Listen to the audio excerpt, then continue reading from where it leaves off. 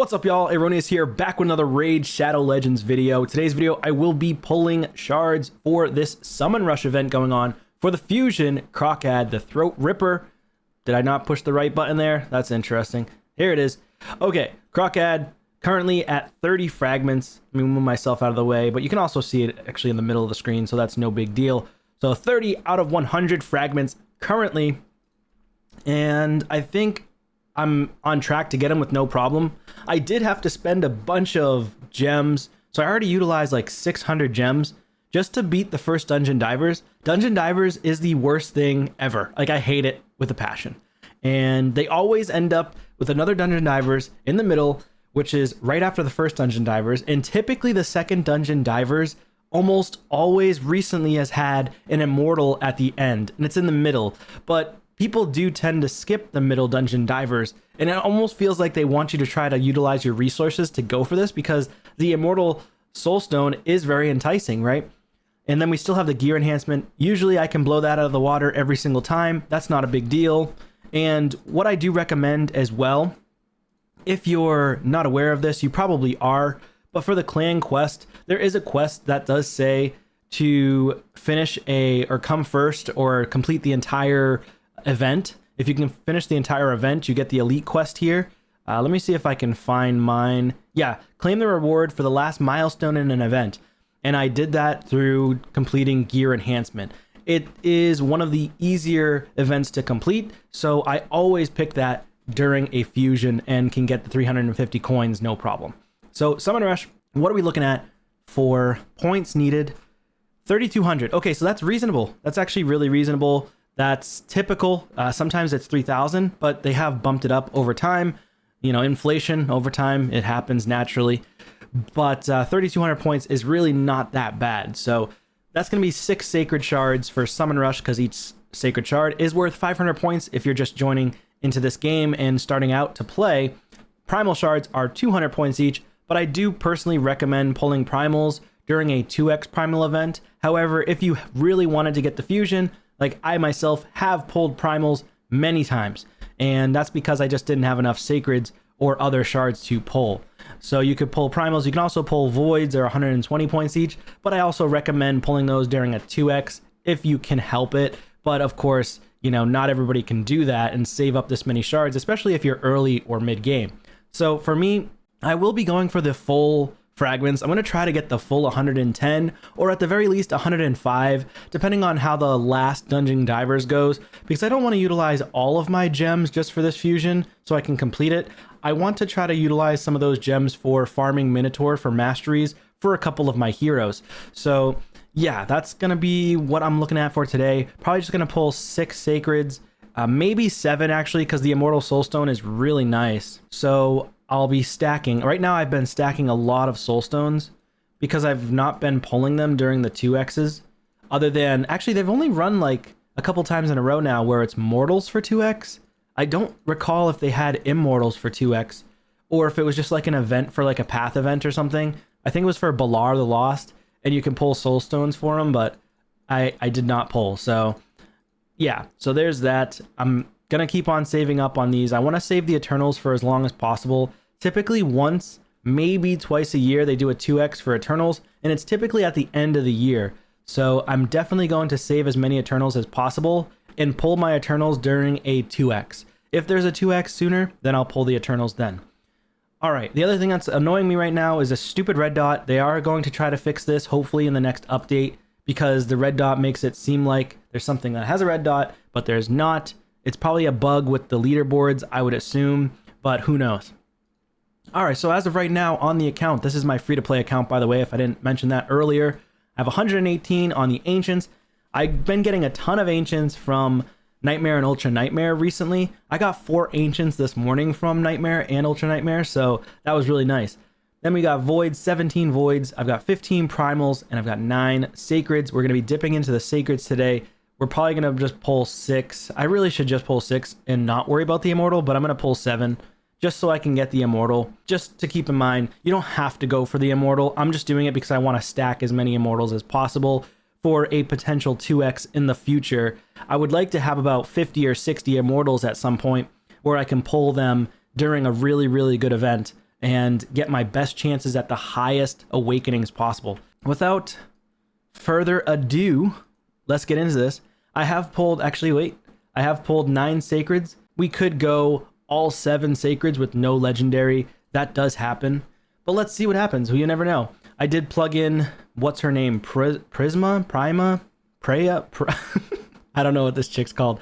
Preva the Slitherer. She actually is very strong. 20% speed in all battles on the A1.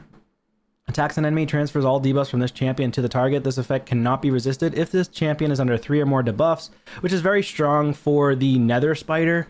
And then we've got heals all allies by 25% of this champ's max HP. Very, very strong heal. Then places increased defense and increased speed, the big version, on all allies for 2 turns. And that's on a 3 turn, so that's very strong.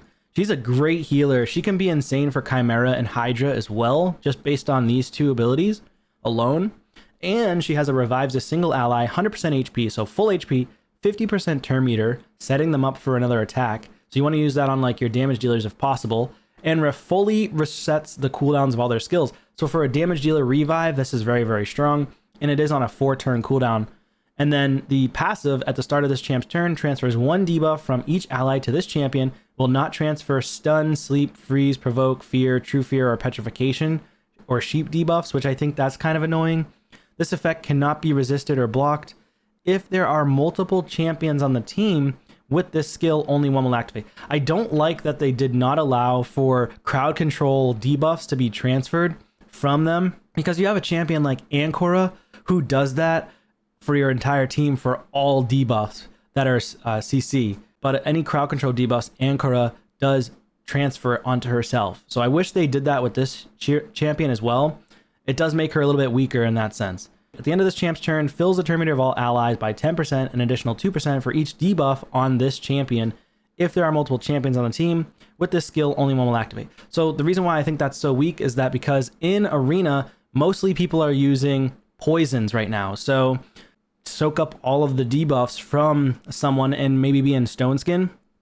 The sad part is you can't transfer it back to someone, but at least she removes all the poisons, because it says one, actually not all the poisons, only 1 poison. So it still makes her kind of weak.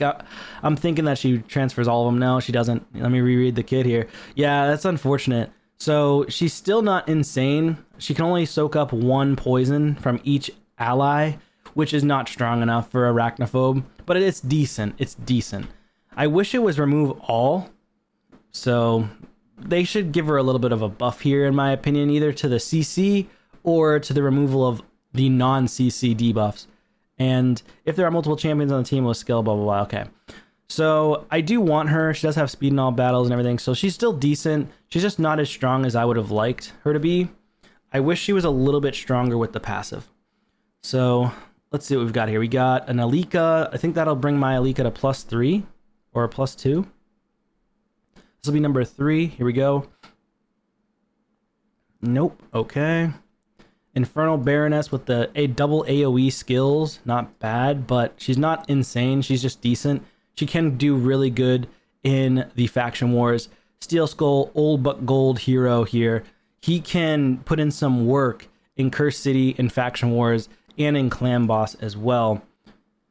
3 more. Here we go. There's a legendary. Okay, we got something. Okay, this guy's new. Dune Herald Zaharis. Dune Herald Zaharis. A barbarian champion here. A1 has a 75% chance of stealing 15% of the target's turn meter. Also a 75% chance of applying a debuff spread effect, taking 2 random debuffs from the target, and placing them on all enemies. That's not bad. It's actually a really good skill for the A1.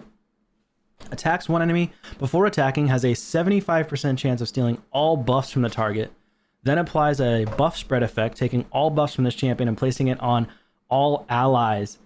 Dang, that's actually really strong. Places a block buffs debuff and a block active skills debuff on the target for 2 turns. This guy could be really strong against mythical heroes, mythical champions. That's actually not a bad skill at all. He's not bad. 3-turn cooldown.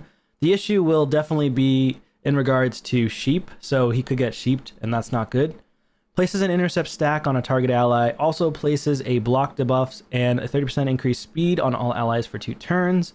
Again, he's pretty strong. I mean, he might be really good for Chimera as well in terms of all the buffs he's placing, in terms of all the debuffs he's landing, and debuff spread effects, especially for Hydra as well. At the start of the round, places an increased accuracy on all allies. Not bad. Whenever a debuff on the enemy is removed, expires, or has its duration decrease, fills this champion's turn meter. Yeah, this guy could be really strong in Chimera as well. So attack speed in all battles by 20%. So not bad. We got ourselves a legendary. So that resets the Mercy there. But I do need to pull 2 more here. Let's see if we can get another legendary. That'd be pretty insane, right? I doubt it, but we'll see. Last one. Come on, 1 more gold. Ah, okay. So we got Neldor, very strong for Fire Knight hard mode. Also very strong for this faction, for the High Elves, for the wave content. So not bad. We did get 1 legendary out of it. We'll take it. I'm going to just update my pity or mercy here on the side on my sticky notes. It's at 2 now. Let's go to the events here for Summon Rush. We will take the new champion. We'll take it. And save this energy. So that's 300 energy. And I'll try to save this for the Dungeon Divers coming up in 15 hours. And then gear enhancement's done. Summon Rush is done for tournaments. Classic Arena, anybody should be able to beat this no problem. This is the easiest one out of all the tournaments or events. And for Ice Golem, I've already completed this one as well. I got to 2797 for points. I farmed stage 10 with my Artak. So Artak does the solo grind there, as well as, you know, doing the food. And to ensure that I get consistent runs and not lose at all, I made sure I put in I think I put in another hero next to him, like I forget who it was. Let me just double check on that. Actually, you know what? I did a speed farm team. I didn't do solo. I did speed farm with this team. So this is my Ice Golem 10 team, so we can nuke the waves instantly, and then Artak farms the rest of the way. So it was actually a fairly quick run at 1 minute 30 seconds each time, but it's not 100%. So the boss can get triggered for high damage, or we can get the 3% of the resistance that they ignore, the resist, and get a heal reduction and then die. So that's the unfortunate part about it. I hate the 3% resist thing function in this game, but it is what it is. So there you have it. We got ourselves 1 legendary. I'll definitely try building that guy out at some point, especially for the... Let me see if I can do like recently new. Is there recently new? No. Zaharis. So Zaharis is definitely going to be a strong champion on my account. I don't know how much playtime I'm going to get with him, but I'll try to utilize him here or there when I get a chance. But it's going to take a while before I even get to use him. So for now, he's just going to sit in the vault. Anyways, that's good for this one, guys. Thank you so much for watching. If you are polling, hopefully you guys get a legendary. Let me know your thoughts in the comments down below. What you'd like to see for a video in the future for Raid Shadow Legends. And I'll see you on a video soon. Take care.